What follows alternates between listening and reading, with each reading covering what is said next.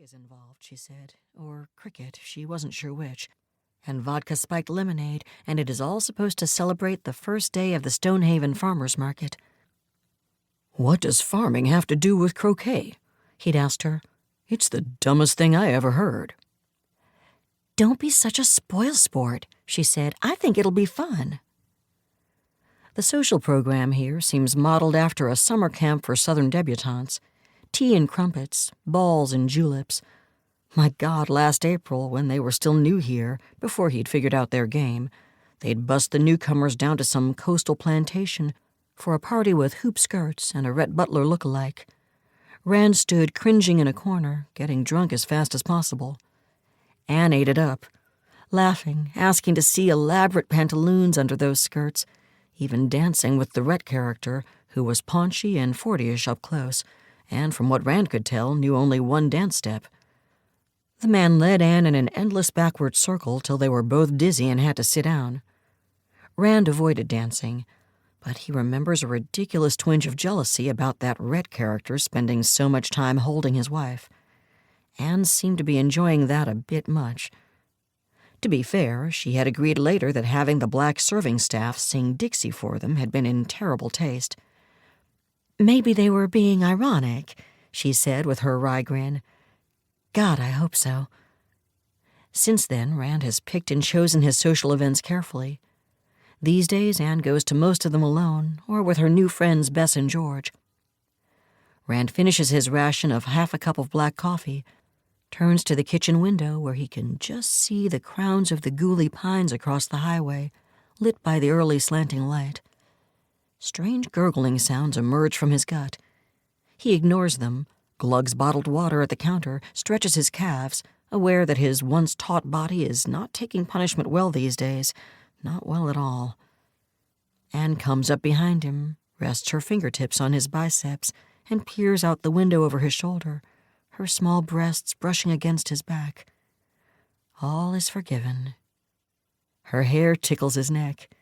It smells faintly sugary, like strawberries, with a sharper scent underneath, some lemony new perfume. He feels a stirring in his groin, which quickly fades. Old soldiers never die, they just get soft. "Look at that light," she exclaims. "It's positively—" She searches for the right word. "Roman," she decides.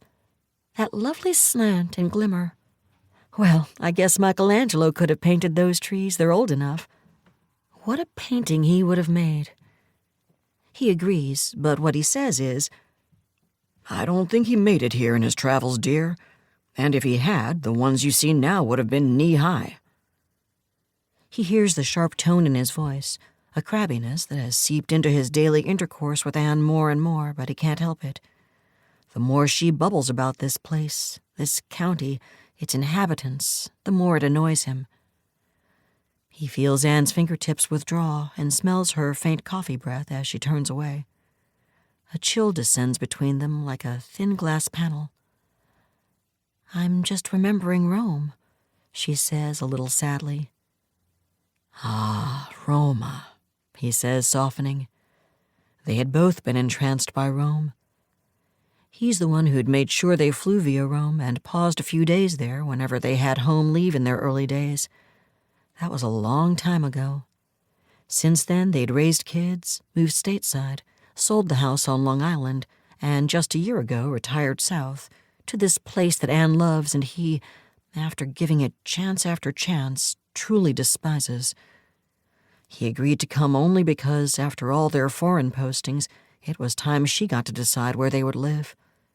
It is a pretty world, but he sees through it.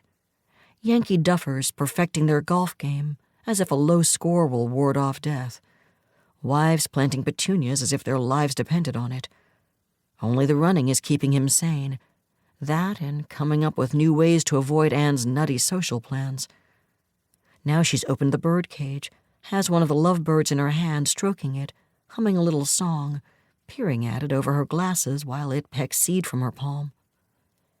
Anne keeps lovebirds in the breakfast nook and a pair of cockatiels in the den, presents to him for some anniversary or another over the years. They've had them for ages. She's fond of them.